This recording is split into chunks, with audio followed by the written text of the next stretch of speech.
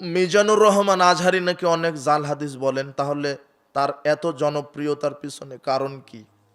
উনি বক্তব্য দেন, অনেক হাদিস বা অনেক কাহিনী বলেন, যেগুলি অনেক বক্তব্য আছে যেগুলির তার সনদই নাই, অনেক জাল হাদিসও বলেন।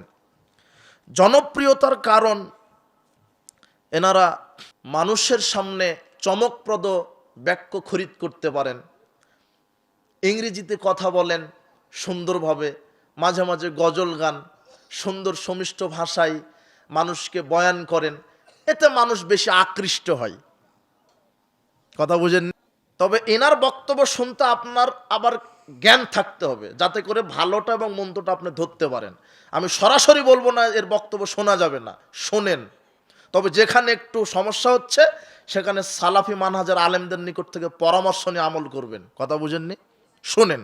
জনপ্রিয়তা এর কারণ, জনপ্রিয়তার পিছনে ওই কারণ, ইংরেজিতে বক্তব্য দিতে পারে, সমিষ্ট ভাষী সুর দিয়ে বক্তব্য দিতে পারে, আর এগুলি পছন্দ করে মানুষ। আসলে এখন ইসলাম হয়ে গেছে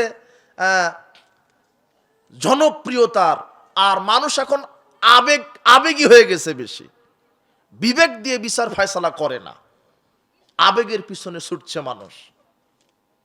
আল্লাহ সুবহানাহু ওয়া তাআলা আমাদের সঠিক বোঝার তৌফিক দান